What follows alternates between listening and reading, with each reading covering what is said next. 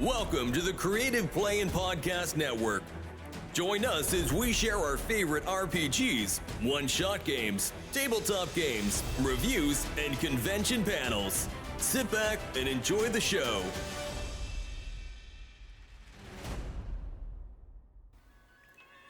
Hi, this is Kelly, aka Trixie from Ragnarok and Roll, assigned to Ragnarok Story, and Tilda Wimblewick from D&D Journey of the 5th Edition. First off, I would just like to say thank you to everyone for listening to our varied adventures, as well as for rating us on iTunes and RPGpodcast.com. If you haven't rated us yet, we would greatly appreciate it if you could. And if you're looking for more ways to support our efforts, we are now on Patreon, a great site where you can help us continue making more podcasts, as well as some special surprises for our patrons.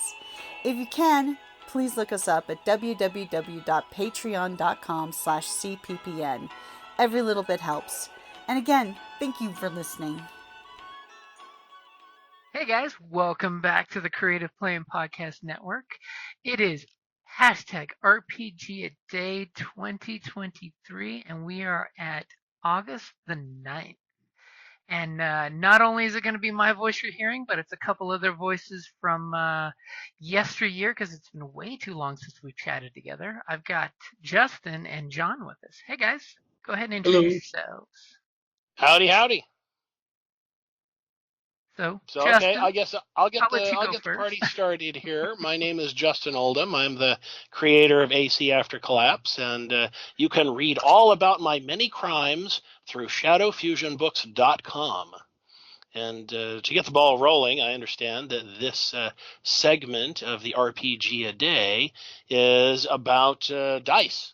And so I do have some favorite dice, and the most important thing I want to mention is that your dice have history. From the moment you first get the bug to play RPGs until the point in time many decades later when you take that beat-up old dice bag full of chipped and abused dice and you put it on the shelf and you forget about it for the rest of your days.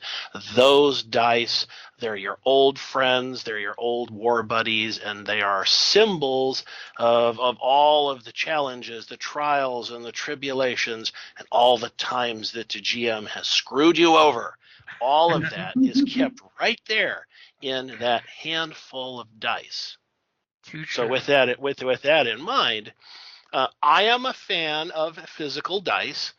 I think there's just nothing better in the world than having your own dice, because again, after you've had them for 10 years, you start to know their stories, and you start to, whether you intended to do it or not, you do develop some superstitions. You've got that 1d20 that you can always count on, but it's your nuclear option, and you don't go there until the spit has really hit the fan. So there will be moments when you'll be sitting there at the game table, and you'll be looking at it, and you'll be looking at the GM. Don't make me do this. I can. So we've all been there. And so that's what I want to say about physical dice. But originally, and I'll go so far all the way back to the year 2000, I was not a fan of electronic dice rollers.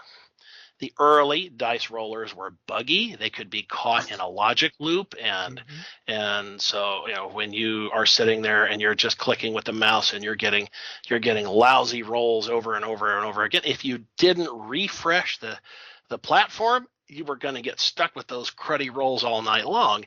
And likewise, if you were just smoking hot for the evening, you could cheat and just keep the platform open. But I learned myself, in order to be a bit more fair as a GM, and to be a bit less unsavory as a player, if I had like 5 or 6 really hot rolls in a row, yes, yay for me, but yeah, I'd shut it down. I'd reboot it, and I'd bring it back just because I want to keep the DM's blood pressure down, and I want my fellow gamers to have faith in me that I did not go to Vegas and hire somebody to tweak the code. And I don't do that. It's just my thing. But now in today's world, you have your choice of many different forms of a physical dice. In my own collection, I've actually got dice made of wood. Because I live here in Alaska, I have a small number of dice that have been carved from walrus ivory. So I do know that the different materials, they have different rolling dynamics. And because of the weight of the materials, and of course, when you cut the dots into the dice, you're changing the weight balanced characteristics. So you got that. Now, anybody who's ever looked online will see hundreds and hundreds and hundreds of very nerdy blog posts about all kinds of different brands of dice. Yes, ChessX, I'm looking at you. And people have written thousands of lines of mathematics to show that these dice are balanced, or those dice are terribly unbalanced. And I've known many DMs, GMs over the years who have said this brand of dice is not welcome at my table. If I see those dice at my table, I've got a very large hammer over here, and I won't destroy them, but I'll cripple them, and you won't like it. So there's that. Now, with the advent of the more modern polycarbonate composite materials, some of these modern dice will fool you because they'll be so feather light in your hand, your inclination is to not trust. Mm-hmm. And it's taken me about 5 years realistically to get over my fear of featherweight dice, but I'm finally willing to trust them enough now that I can roll with it, so to speak. And on the basis of that pun, I just want to remind everybody to please look up our good friend Evan Cook at Paradigm Lost, because if he was available for this podcast, he'd have quite a bit to say, because he does design his own dice. And in past episodes that I've been lucky enough to participate with him, he will go on long enough about the different compositions of the different materials. Jim will tell him to either shut up or go buy some beer. So there's a whole range of things here to be said about the different materials and the use of electronic dice. I personally have used the Rock and Roll Dice Roller, and you can download this thing for your PC, or you can download it for your phone. Either way, as you please. And it allows you to select the color of your dice. It allows you to select the number of your dice.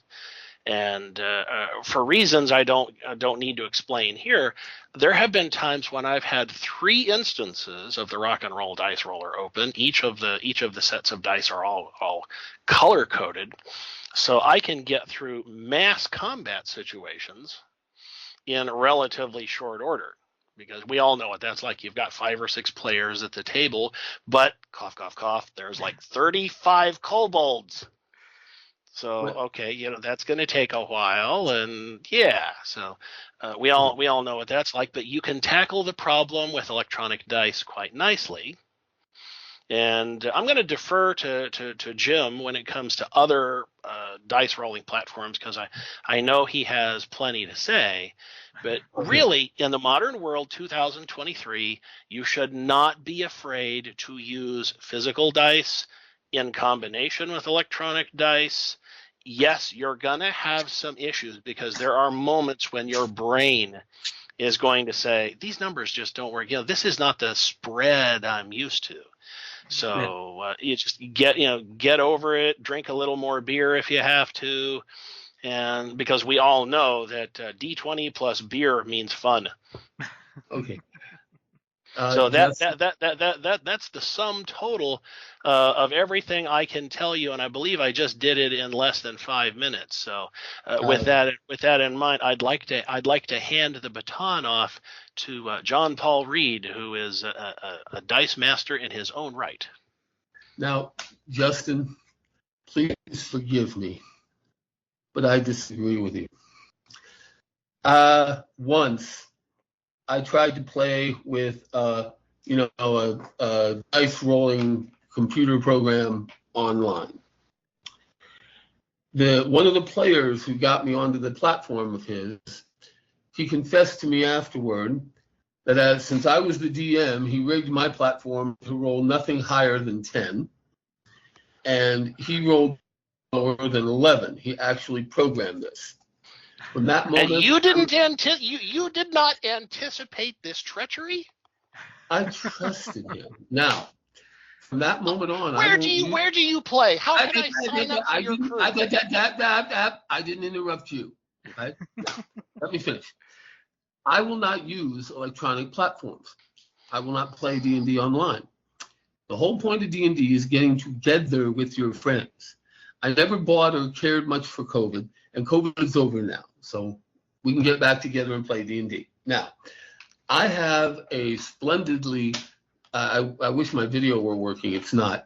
I have a splendidly varnished and polyurethane box or little chest filled with most of the dice I've been playing with for the last 45 years or so.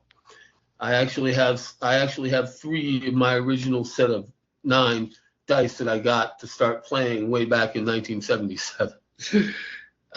Anyway, I hail and praise Evan Cook and Paradigm Lost. From what I've seen, they are excellent physical dice. And if anyone tries to hammer my dice, I will hammer them. Okay? It doesn't take much to say, John, I don't like those dice, or there's something wrong with them. Can you use other dice? And I'd be, sure, no problem. I'd put the offending dice away and get out different ones. Now, I also thought today we were also doing another topic about fiction and how fiction has influenced our gaming. Is that right? Fiction will be tomorrow for August the 10th. The favorite fiction. Let's not confuse the time travelers right now, because they may be afraid that they plugged into the wrong day. Let's stick to the dice. Today's topic is the favorite James. dice. My apologies, James. I thought you said 9 and 10. Okay, right, never mind. Okay.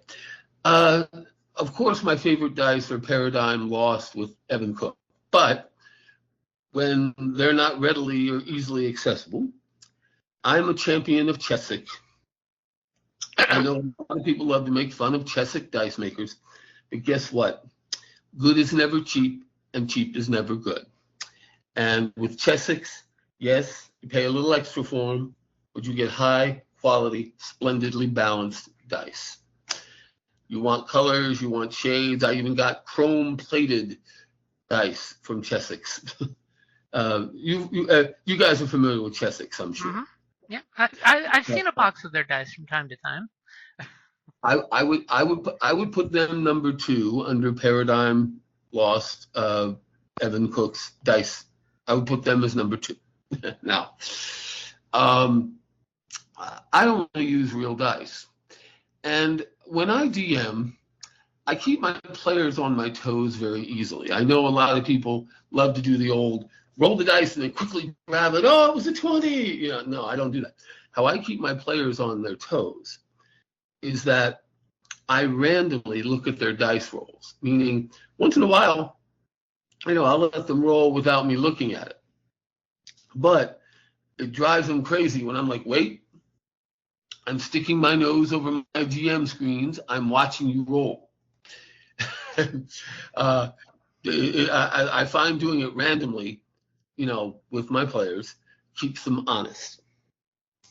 And I'm sorry if I'm an old dinosaur fogey, but I refuse to play online seriously because I have my own world. As James will let me sneak in here, that I have my own fantasy books, my fantasy swords and sorcery fiction books that are set in my Dungeons and Dragons homebrew world. When we do the final promos at the end, I suppose I'll go into detail, but if you want to take a look on Amazon. James, may I say the website now, or should I save that? You can gladly share. Okay. If anyone goes to my Amazon author page, author page. Yep, they're free and they're available on Amazon. just type in John Paul Reed. This time use my full name, and it's RIED. Everybody misspells my last name. Look under John Paul Reed, under books and authors, you will find my page. And here is the short version of my website there. Of course, the usual https:// amzn.to/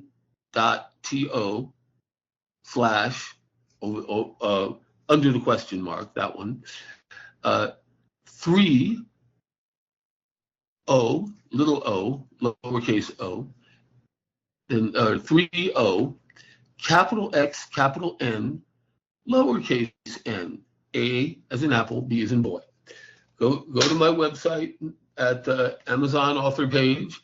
You will see at least 5 of my books available. You can even get them on Kindle if you don't want an autographed copy signed by me. And I have my 6th book came out in April. And I'm delighted to announce that in the next 2 weeks,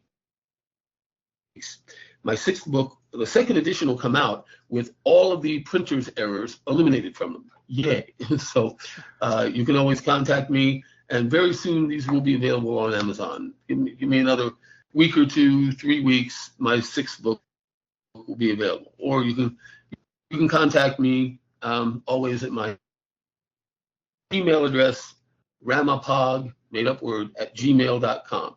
R as in Robert, A as in Apple, M as in Mary, A as in Apple, P as in Paul, O as in Oscar, G as in George, G as in George, that means 2 G's, at gmail.com. And just say, hey, John, I want to buy some books. Where can I send you money? And I can ship them to you after that. Now, back to dice. I'm sorry, guys. I'm a dinosaur. Any program or any Roll20 or anything online can be rigged, messed with. As you guys said, ooh, I forgot to refresh. You know, it's been rolling great for me all night. Yeah, no. I play for real, and I play with people. And I've got marvelous players. I've even got 2 stunning ladies who do marvelous cosplay as my players, 2 of my players. And I'm very fortunate. I have a 6-player game that I've been running for several months now. I'm working out my schedule to try to get us up and going again. We had to take a hiatus while I started another job with my schedule changing. But I'm sorry, guys. I don't agree, or I don't plan on ever using online D&D gaming or online D&D dice rolling. I'm just old that way. Paradigm Lost with Evan Cook and Chessex, Chessex.com, Chessix, I think, .com. Those 2 sites will get you all the dice you could ever possibly want. I even have a 34-sided die, and I even have a 100-sided die, literally 1 to 100, 1 die. And of course, all the other usual dice and many different sets of those. Okay, I've talked for about 5 minutes, and how do we proceed, guys? So I'll jump in there since I originally was I agree with you, of the actual goblin clickety-clack stones in my hand are the only dice for me, because I used to like boo and hiss at players when they'd whip out their phone with a dice app on it, and I'd just be like, Yeah. Roll real dice, borrow mine if you need some. And I gotta say, with the whole COVID quarantine thing, most of my games went from in-person games to electronic games. So I'll cover a big spread of dice. So first for me, when it comes to your classic polyhedral set of dice, one dice that I want to totally shoot a call out to is again, I agree, Evan, Paradigm Lost and Evan Cook, great dice, especially the super cool liquid filled ones, which are just awesome to look at. But I have to drop a name for Polyhero Dice. They're a group of dice makers that did many Kickstarters, and they have different sets of dice that the dice are actually themed on what your character is. So they've got a cleric set, they've got a warrior set, a wizard set, a rogue set, and the Kickstarter is actually coming out soon for the new bard set, which has like a dagger. You have D20 and a D12 that is a drum. So when you roll it, eventually it'll clicky clack to the right spot for the number. You've got a lute. You've got a tragedy and comedy mask for the D4. I mean, Polyhero dice do a great job of making really cool themed dice, which we always, like the wizard said, I love the D4s were actually fireball. No, the D4s were magic missile. The D6s were fireballs, and they actually look like little fireballs. So when you roll magic missile, you roll your D4s, which look like little magic missile darts, and your fireballs are the D6s.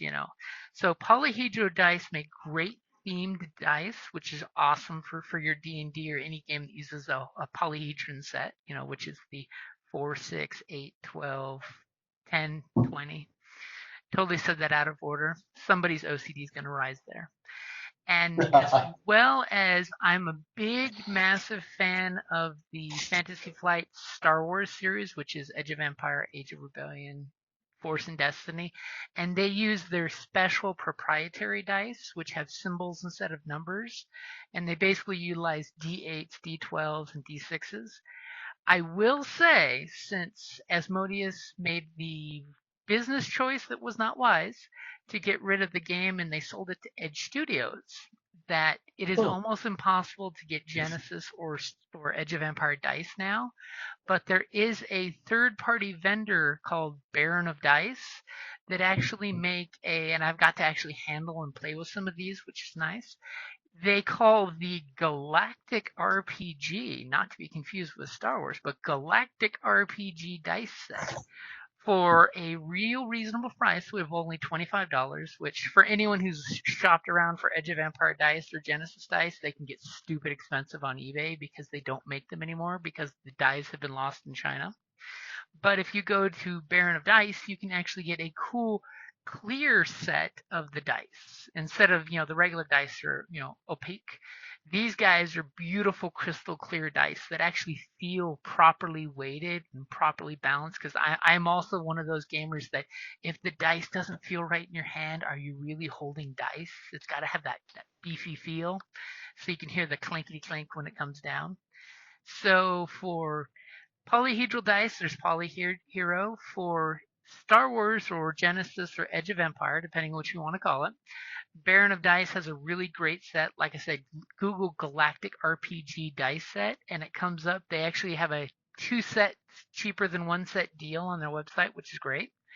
And if you are short stacked on getting that, there is the dice app that Edge of Studios has for those that want to have their cell phone on the table. That does an actually decent job of, it does the math. It takes success and failure, neutralizes them, so it gives you the end result, not to do the actual dice elimination / math when you do your dice roll, which is nice.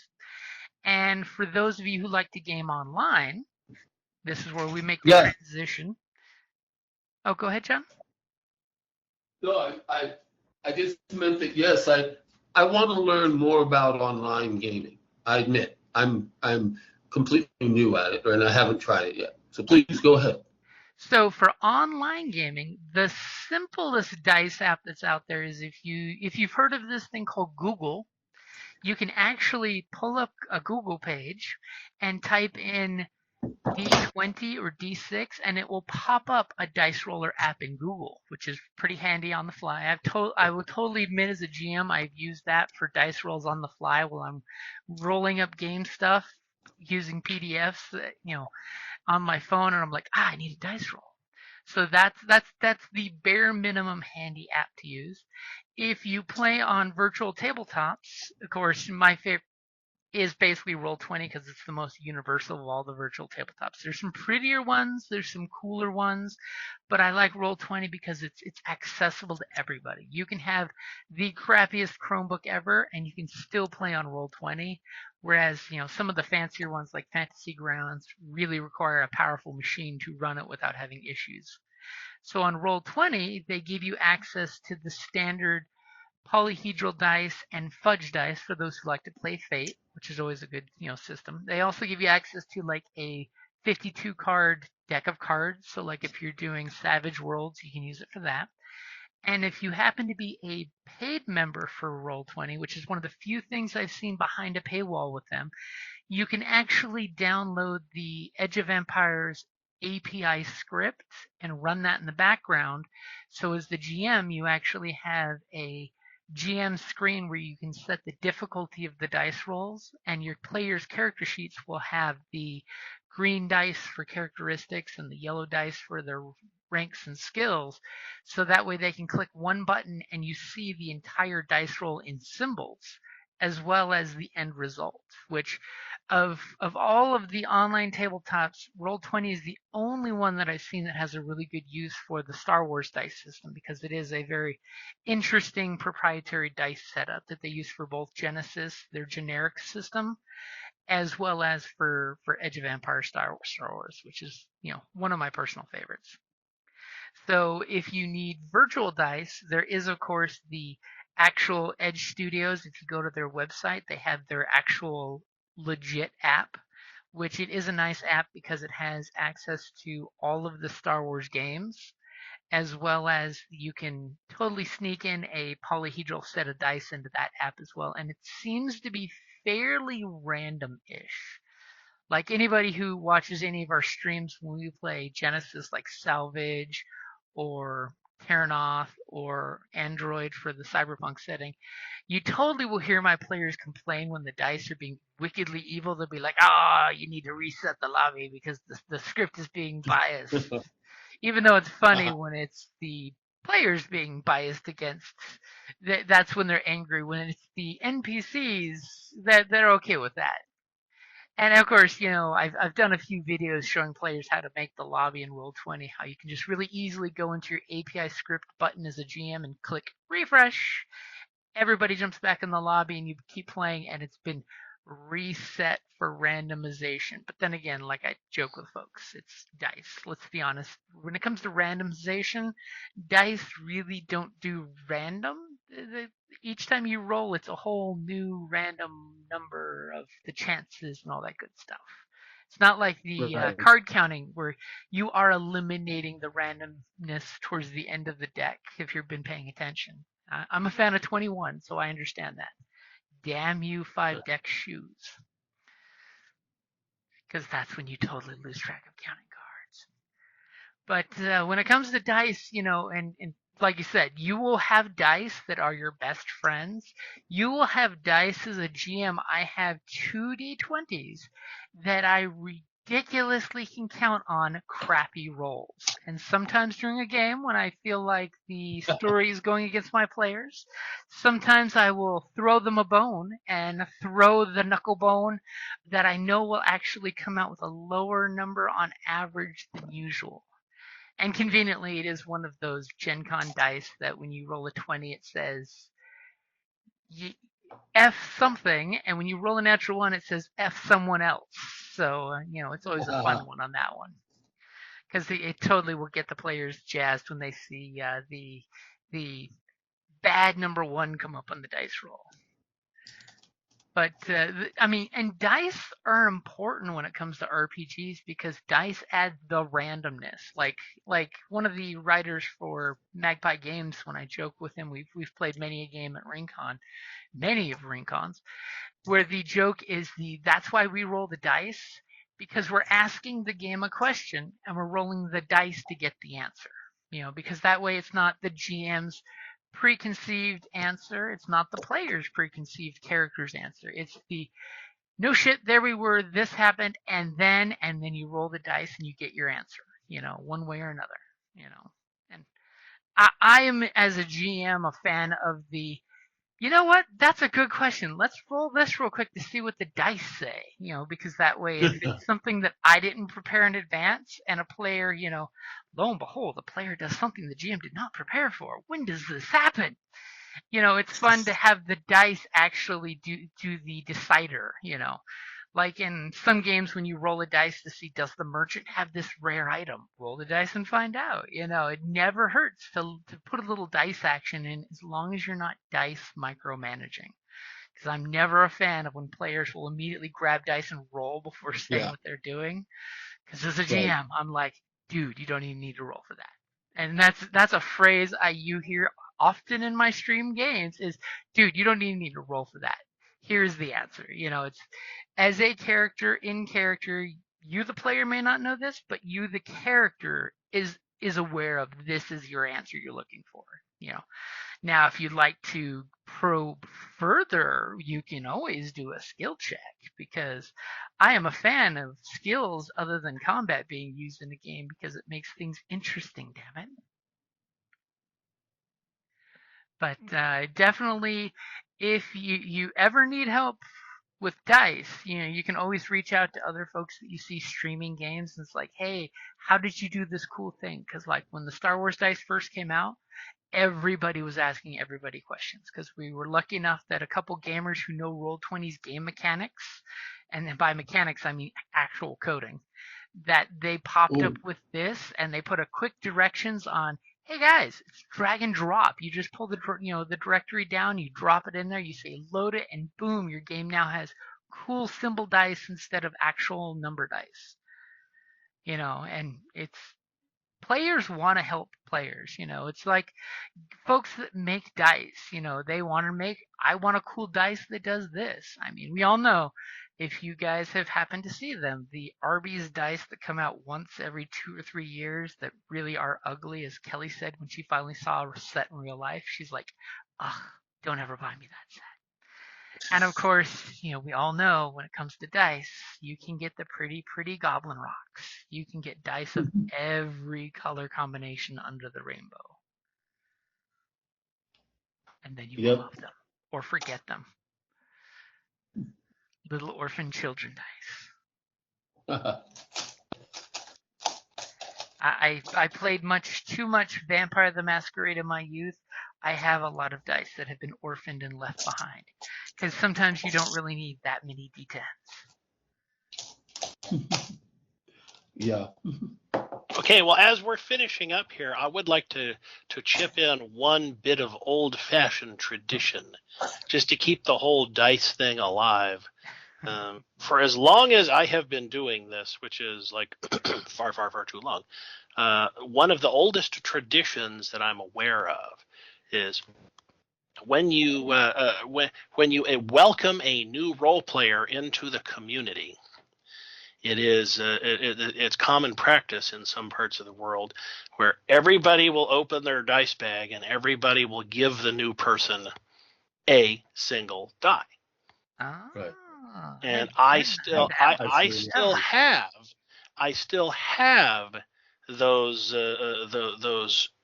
freshly contributed dice from when I started, and I actually keep them in their own very small separate bag, just because they mean that much to me. But I still do that. So whenever I break in a new gamer, I will.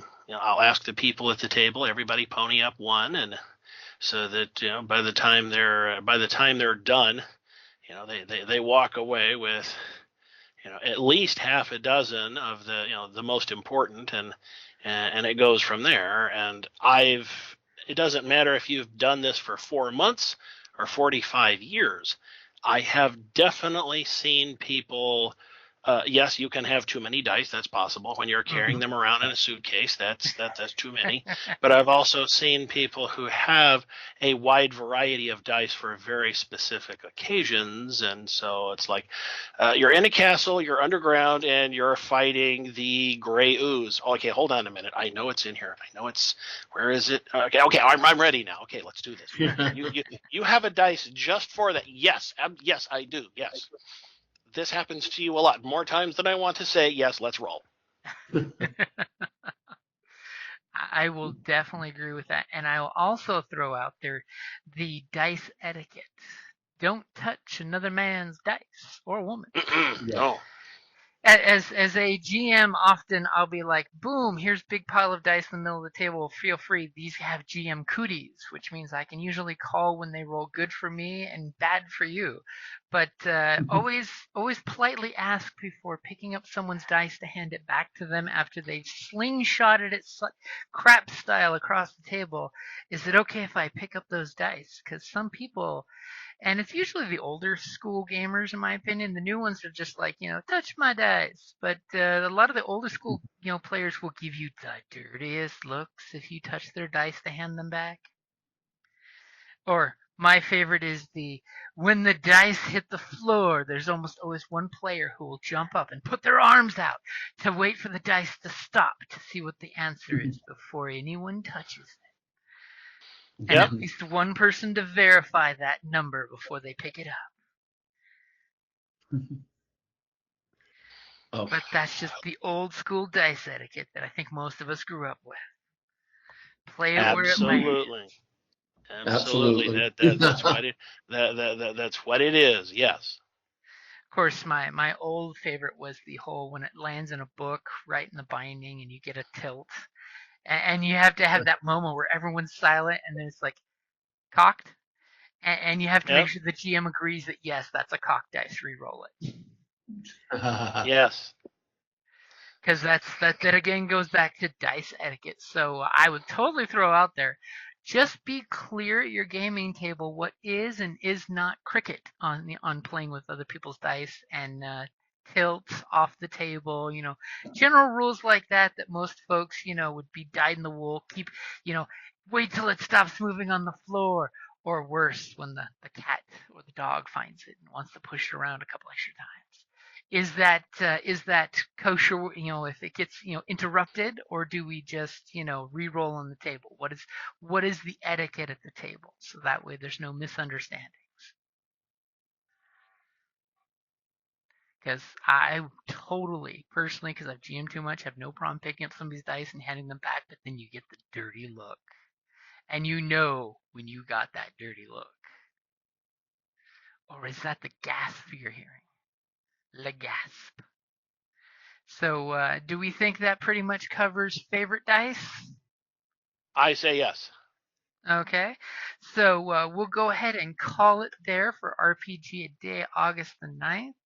And through the magic of time travel and other things, we will be back tomorrow with August the 10th, which I do believe that's what John was talking about earlier for the August the 10th favorite tie-in fiction, which with two fiction writers, I totally think it's appropriate to have you guys back for that one. Just going to say, I don't write any fiction except for my game stuff, and that's game material. How much of that do we leave on the cutting room floor? No comment. Just cry silently on the unused manuscripts. Alrighty, guys. Thank you for listening, and be back tomorrow. Thank you for listening to the Creative Playing Podcast Network.